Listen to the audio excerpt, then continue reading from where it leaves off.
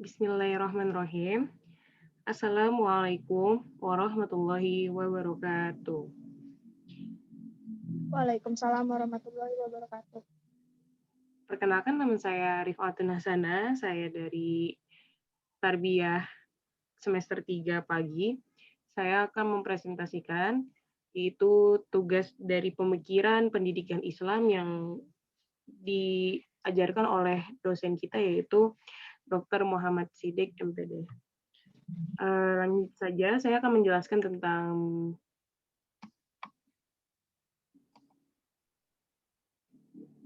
biografi Buya Hamka dan pemikiran pendidikan Islamnya. Lanjut. Share. Salah. Mohon maaf. Share screen yang gede aja. Biografi Buya Hamka. Yang pertama adalah Haji Abdul Malik Karim Amarullah yang bisa disebut dengan Hamka, lahir di Sungai Batang, Meninjau, Sumatera Barat pada hari Ahad, tanggal 17 Februari 1908 Masehi, atau 13 Muharram tahun 1326 Hijriah dari kalangan keluarga yang taat agama, yaitu ayahnya adalah Haji Abdul Karim Amarullah atau sering disebut Haji Rasul bin Syekh Muhammad Amarullah bin Tuanku Abdullah Saleh.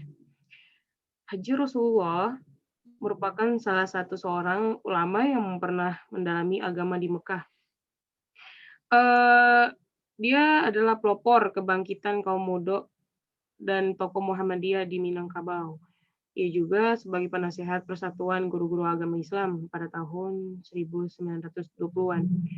Lalu juga ia mendirikan sekolah normal Islam di Padang tahun 1931. Itu ayahandanya dari Buya Hamka. Lanjut, beliau juga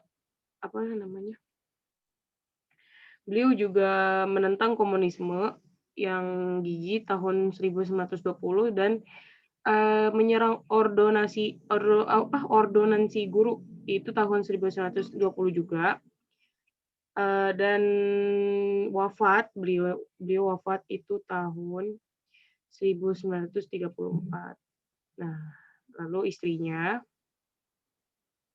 mohon maaf, itu istrinya yang meninggal. Lanjut, yang sementara istrinya bernama Siti Sofia Tanjung binti Haji Zakaria, itu wafatnya tahun 1934. Beliau juga keturunan dari yang orang taat agama dan memiliki hubungan dengan generasi pembaharuan Minangkabau, yaitu abad ke-18 dan awal abad ke-19. Beliau ibunda dari Buya Hamka juga masyarakat Minangkabau menganut sistem matrilineal seperti itu. Lanjut, di usia sejak kecil tuh Buya Hamka menerima ajaran-ajaran dasar agama dan membaca Al-Quran langsung dari ayahnya, dan pada umur 6 tahun 1914 beliau juga dibawa oleh ayahnya sendiri itu ke Padang Panjang, dan usia 7 tahun beliau sekolah di desa yang dianut ilmunya itu selama 3 tahun di desa yang diinyamnya gitu. Terus habis itu beliau juga dikeluarkan dari sekolah karena pengetahuan agamanya banyak yang ia peroleh sendiri, yaitu otodidak. Jadi umur 8-15 tahun, beliau belajar agama di sekolah Diniyah School dan Sumatera Tawalib di Padang Panjang dan Parabek. Lanjut, beliau juga seorang otodidak dalam ilmu pengetahuan. Itu gak cuman ilmu-ilmu agama aja, tapi beliau juga belajar tentang filsafat, sastra, sejarah, sosiologi, dan politik, baik Islam maupun Barat beliau. Lanjut, dia juga bisa menyelidiki karya ulama pujangga besar di Timur Tengah seperti Zaki Mubarak, Georgi Zaidan, Abbas Al-Aqad, Mustafa Al-Manfaluti, dan Hussein Haikal. Beliau juga meneliti karya sarjana Prancis, yaitu sarjana orang Eropa, kayak Prancis, Inggris, dan Jerman. Ya kayak Albert Camus, William James, Sigmund Freud, atau Arnold Toynbee, dan Jean-Paul Sartre, Karl Marx, dan Piroti. Itu dia. Lalu pas umur 10 tahun, ayahnya apa namanya? Masukin Buya Hamka tuh ke yang Toalib. Iya, iya benar, ke Toalib Padang. Lanjut, Buya Hamka meninggal dunia pada hari Jumat, yaitu tanggal 24 Juli tahun 1981 pukul 10.37 waktu Indonesia bagian barat. Dalam usia 73 tahun, itu jenazahnya disemayamkan di rumahnya Jalan Raden Fatah 3. Oke, lanjut yaitu karya-karya Buya Hamka. Kayak karya-karya Buya Hamka tuh ada banyak, ada bisa disebut 14 lah. Iya, 14. Yang pertama adalah tasawuf modern. Itu isinya adalah pedoman masyarakat tahun 1937 sampai 1937 sampai 1937. Karena itu beliau dituntut masyarakatnya untuk mengumpulkan artikel gitu. Ada juga Lembaga Budi tahun 1983. Ini padahal bukunya itu ditulis tahun 1939 dari bab 11. Begitu. Salma?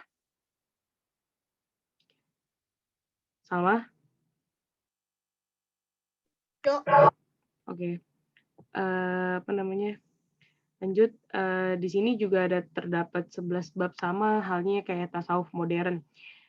Dan di sini juga isinya adalah budi yang mulia, sebab budi menjadi rusak, penyakit budi, budi orang yang memegang pemerintah, budi mulia yang seyogianya dimiliki oleh seorang raja atau penguasa, budi pengusaha, budi saudagar, budi pekerja, dan kebanyakan budi. Oke. Lanjut, yang ketiga adalah falsafah hidup. Itu diterbitkan tahun 1950. Kalau ini bukunya lebih dikit dari buku dari lembaga dan tasawuf. Itu ada 9 bab. Lanjut, yang keempat adalah lembaga hidup juga. Enggak, yang pertama, yang waktu itu yang kedua tuh lembaga budi, yang sekarang yang keempat lembaga hidup. Lembaga hidup itu ada tahun 1962. Dan dia lebih banyak dari tasawuf dan dari tasawuf dan falsafah hidup. Ada 12 bab. Lanjut, yang kelima adalah pelajaran agama Islam tahun 1952. Itu sama halnya kayak falsafah hidup, dia ada 9 bab. Yang keenam ada tafsir Al-Azhar, yaitu juz 1 sampai 30. Kenapa namanya tafsir Al-Azhar? Karena buku ini ditulis tahun 62, yaitu diselesaikannya di dalam penjara beliau. Maksudnya itu kayak waktu pas beliau itu masih jadi tahanan tahun 64 dan 67. Itu tentang ijaz mukjizat Al-Qur'an gitu isinya. Terus alasannya adalah karena itu penamaan tafsir Al-Azhar. Lalu yang ketujuh adalah Ayahku, riwayat hidup Dr. Haji Amarullah dan perjuangan kaum agama. Bukan ya. Itu ini sih. Kepribadian dan sepak ya. Kepribadian dan sepak terjang ayahnya Haji Abdul Karim Amarullah atau sering disebut Haji Rasul. Maksudnya itu ini riwayat hidup bapaknya Buya Hamka yang tadi, Haji Abdul Karim. Lalu yang ke-8 kenangan-kenangan hidup itu ada jilid 1 sampai 4. Itu tahun 79. Dan yang ke-9 ada Islam dan Adat Minangkabau, itu tahun 84. Yang ke-10 ada Sejarah Umat Islam Jilid 1-4, itu tahun 75. Lanjut yang ke-11, ini ada Studi Islam, itu tahun 76. Yang ke-12 ada Kedudukan Perempuan dalam Islam, tahun 1973. Lalu ada yang ke-13 ada Si Sabaria, itu apa namanya, tahun 26, itu ditulis di Minangkabau. Terus yang ke-14 ternyata ada 17, teman-teman. 17 karya dari Buya Hamka. Yang ke-14 ada Revolusi Pikiran, ada Revolusi Agama, Adat Minangkabau menghadapi revolusi, Negara Islam, Sesudah Naskah Renville, Muhammadiyah melalui 3 zaman, Dari Lembah Cita-Cita, Merdeka, Islam dan Demokrasi. Dilamun Ombak Masyarakat dan Menunggu Beduk Berbunyi. Itu karya yang ke-14, banyak juga ya lumayan. Lalu yang kelima, itu ada Di Tepi Sungai Nil dan Di Tepi Sungai Daljah, terus Mandi Cahaya di Tanah Suci, lalu ada 4 bulan di Amerika dan Pandangan Hidup Muslim. Itu karya yang ke-15, sama halnya kayak 14. Nah, ini yang ke-16 juga sama. Yang ke-16 itu ada artikel lepas, yaitu ada Persatuan Islam, Bukti yang Tepat, Majalah Tentara, Majalah Al-Mahdi, Semangat Islam, Menara, Ortodoks, dan Modernisme. Lalu ada juga Muhammadiyah di Minangkabau, Lembaga Fatwa, dan Tajdid dan Mujadid, dan lain-lain. Itu yang ke-16. Dan yang terakhir adalah yang ke-17, itu ada Antara Fakta dan Khayal atau Bohong di Dunia dan Lembaga Hikmah dan lain-lain. Banyak juga ya karya beliau Buya Hamka, apa namanya, ada 17 karya dan itu juga berbagai bab, berbagai bagian juga. Lanjut, di sini ada pemikiran Buya Hamka tentang pendidikan Islam, ya kan. Menurut Buya Hamka, pendidikan Islam adalah pembentukan pribadi yang berbudi pekerti untuk mencapai kemajuan bangsa, untuk mencapai kemuliaan. Maksudnya, membiasakan diri berterus terang, berani berkata benar, sabar atas rintangan dan bantahan, terus tahan akan kritik, dan teguh serta kuat. Kalau misalkan tidak bisa menahan hal-hal yang tadi disebut oleh Buya Hamka, maksudnya itu bisa dibilang kurang gitu pendidikan dengan tidak bisa menghadapi seperti itu ya kan. Lanjut, apa namanya, menurut para ahli juga, menurut Hamka, para ahli pendidikan telah sepakat bahwa pendidikan dan pengajaran merupakan dua jalan untuk menjadi satu, dan antara keduanya tak dapat dipisahkan. Pendidikan dan pengajaran adalah wasilah atau jalan yang paling utama untuk memajukan bangsa, mencapai kedudukan mulia di dunia, yaitu. Lalu juga Buya Hamka menekankan itu pendidikan tujuannya adalah membentuk watak pribadi yang berguna bagi masyarakat dan mengerjakan yang baik dan menjauhi yang buruk. Jadi itu ibaratkan menurut Buya Hamka tuh pendidikan itu ibaratkan dididik kayak tempat kedua dari rumah gitu. Kalau misalkan di rumah didiknya kurang efisiensi, efektif gitu kan. Nah, di sekolah dibentuk yang benar-benar baik gitu wataknya gitu. Kayak kampus kalau bisa di mana aja. Dan kesimpulannya, pemikiran Hamka adalah bahwa konsep ilmu harus melalui proses islamisasi. Maksudnya adalah pendidikan Islam adalah pembentukan pribadi dan bimbingan akhlak, jasmani, rohani untuk mencapai kesempurnaan sifat manusia yang hakiki sebagai khalifah di bumi. Asas pendidikan Islam adalah tauhid, yaitu tujuannya pendidikan Islam menjadi hamba Allah sebagai manusia yang bermanfaat di dunia dan akhirat. Maksudnya pendidikan dalam perspektif pendidikan Islam itu suri tauladan yang aktif serta mau berkorban untuk kemajuan bangsa dan peserta didik dalam perspektif pendidikan Islam itu harus hormat pada pendidik dalam segala kondisi baik, proses pembelajaran maupun pergaulan. Jadi kalau misalkan oke, sorry, Salma. Ya, Sorry. lanjut.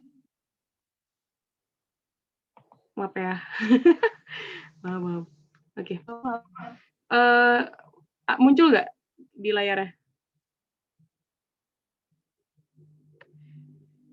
Muncul nggak? Oke, lanjut aja ya. muncul. Oke. Itu tadi sampai tempat melatih budi dan persiapan untuk hidup di masyarakat dengan menghasilkan alumni yang mandiri dan melepas ketergantungan pada orang lain dan mampu berinisiatif. Demikianlah kontribusi keduanya bagi pemikiran pengembangan pendidikan Islam di Indonesia. Oke. Selesai. Terima kasih. Saya sudah menjelaskan yaitu tentang biografinya Buya Hamka.